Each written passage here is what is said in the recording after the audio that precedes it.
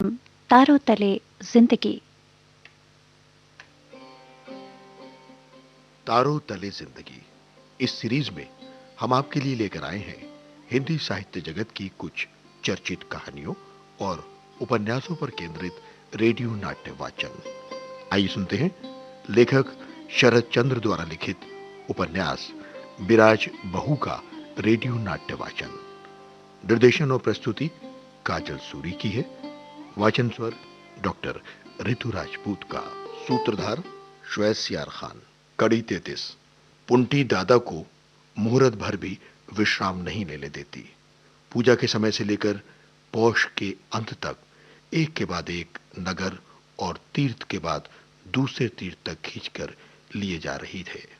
उसकी उम्र कम है, शरीर स्वस्थ और बलवान है, कौतूहल की सीमा नहीं है।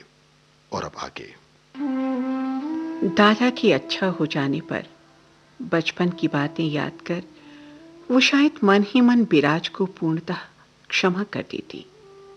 वास्तव में क्षमा करने के लिए ही उस भाभी को मधुरता पूर्वक स्मरण करने को वो खुद व्याकुल हो उठी थी, किंतु वह सुयोग उसे कहाँ मिल पाया। दादा कहाँ अच्छे हुए। एक तो संसार से किसी भी ऐसे दुख, किसी भी ऐसे कारण की कल्पना वो नहीं कर पाती थी जिससे बिराज इस मनुष्य को ऐसे दुख में छोड़कर कहीं भाग जा सकती हो। भाभी अच्छी हो या बुरी हो, अब पुंटी उधर भूक्षेप भी नहीं करती, किंतु जो स्त्री दादा को त्याग कर जाने के अमार्जनीय अपराध की अपराधिनी हो, उसके प्रति पुंटी के विद्वेष की भी जैसे कोई सीमा न रही। वैसे ही उस अभाग्नि को सदा स्मरण कर और उसके वियोग को इस तरह मन में पालकर जो आदमी अपना क्षय कर रहा है, उसके प्रति भी उसका चित्त प्रसन्न नहीं हुआ। एक दिन सुबह वो मुंह लटकाए आकर बोली, दादा चलो घर चलें। नीलांबर ने कुछ विस्मित होकर बहन के मुंह की ओर देखा, क्योंकि माघ का महीना प्रयाग में बिताने की बात थी। पुंटी दादा के मन का भाव समझकर बोली, अब एक दिन भी रहना नहीं चाहती, कल ही जाऊंगी दादा।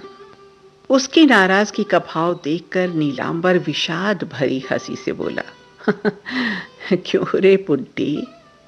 पुंटी इतनी देर से बलपूर्वक आंखों के आंसू रोके हुए थी, अब आंसू से कांपते हुए स्वर में बोली, रह कर क्या होगा दादा, तुम्हें अच्छा लगता नहीं? तुम जाऊं जाऊं करके प्रतिदिन सूखते जा रहे हो। नहीं नहीं, मैं किसी तरह एक दिन भी नहीं रहूंगी। नीलांबर ने स्नेहपूर्वक उसका हाथ पकड़कर और खींचकर पास बैठाते हुए कहा, लौट जाने से ही क्या मैं अच्छा हो जाऊंगा री? इस देह के संभलने का मुझे भरोसा नहीं होता पुंटी, इसलिए चल बहन, अब जो होना हो घर जाकर ही हो। दादा की बात सुनकर पुंटी और जोर से रोते हुए बोली, तुम क्यों उसे सदा इस तरह याद किया करते हो दादा? चिंता कर कर के ही तो ऐसे हुए जा रहे हो। अरे किसने कहा मैं उसे सदा याद करता रहता हूं? पुंटी ने उसी भाव से जवाब दिया, और कौन कहेगा दादा, मैं खुद ही जानती हूं। अच्छा बेटा, तू उसे याद नहीं करती? पुंटी ने आंखें पोंछकर उद्धत भाव से कहा, नहीं याद करती, उसको याद करने से पाप होता है। नीलांबर चौंक पड़ा, क्या पाप होता है? हाँ, पाप होता है। उसका नाम मुंह पर लाने से मुंह अपवित्र होता है, मन में लेने से स्नान करना पड़ता है। इतना कहकर विस्मय पूर्वक उसने देखा कि दादा की स्नेह से भरी कोमल दृष्टि पल भर में बदल गई। नीलांबर बहन के मुख की ओर देखता हुआ कठोर स्वर में बोला, पुंटी। आवाज सुनकर वो भीत और अत्यंत कुंठित हो उठी। वह दादा के बड़े लाड़ की बहन है, बचपन से हजारों अपराध करने पर भी कभी ऐसी आंखें नहीं देखी हैं, ऐसा स्वर नहीं सुना है। इतनी बड़ी उम्र में डांट खाकर उसने क्षोभ और अभिमान से सर झुका लिया। नीलांबर के और कुछ न कहकर वहां से उठ जाने पर वो आंखों पर आंचल देकर फपक कर रोने लगी। दोपहर को खाने के समय दादा के पास नहीं गई। तीसरे प्रहर भी जलपान दादी के हाथ भेजकर आड़ में खड़ी हो गई। नीलांबर ने बुलाया नहीं, बात भी नहीं की। संध्या हो चुकी थी। नीलांबर संध्या पूजा करके उसी आसन पर चुपचाप बैठा हुआ था। पुंटी ने चुपचाप पीछे से आकर घुटने के बल बैठकर दादा की पीठ पर मुंह रख दिया। उसका फरियाद करने का यही ढंग है। छुटपन में ही अपराध करने पर भाभी की डांट खाकर इसी तरह वो शिकायत किया करती थी। ये सब याद करके नीलांबर की दोनों आंखें भर आईं। उसके माथे पर हाथ रखकर कोमल स्वर में बोला, अरे क्या है री? पुंटी पीठ छोड़कर गोद में औंधी गिरकर मुंह छिपाकर रोने लगी। नीलांबर उसके सर पर एक हाथ रखकर चुपचाप बैठा रहा। बहुत देर बाद पुंटी रुलाई के स्वर में बोली, अब न कहूंगी दादा। नीलांबर हाथ से उसके बालों को सहलाता हुआ बोला, नहीं अब ना कहना। पुंटी चुपचाप पड़ी रही।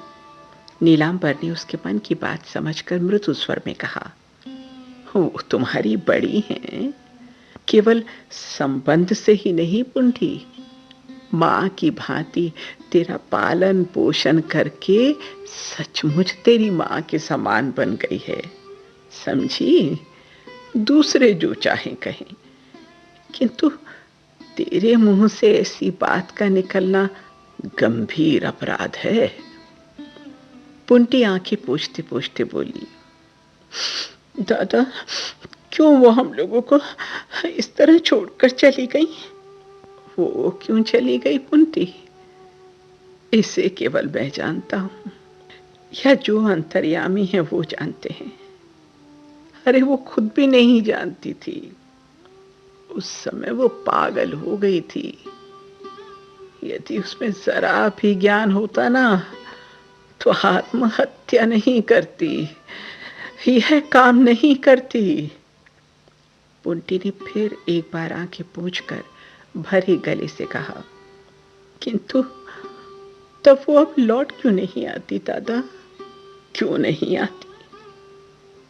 आने का उपाय नहीं है मेरी बहन, इसलिए नहीं आती।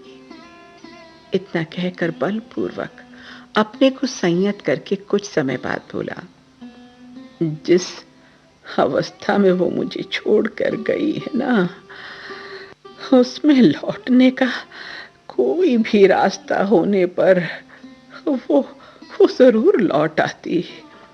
एक दिन भी नहीं रुकती। हाँ, ये बात क्या तू स्वयं नहीं समझती पुंटी? पुंटी ने मुंह छिपाए सिर हिलाकर कहा, समझती हूं दादा। नीलांबर उद्दीप्त होकर बोला, यही कह बहन, वो आना चाहती है, आ नहीं पाती।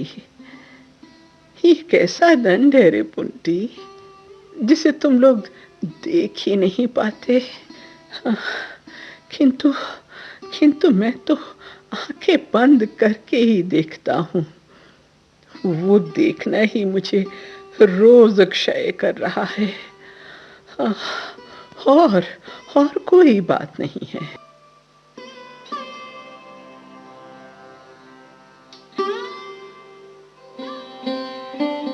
तारों तले जिंदगी इस सीरीज में अभी आप सुन रहे थे लेखक शरद चंद्र द्वारा लिखित उपन्यास विराज बहू का रेडियो नाट्य वाचन।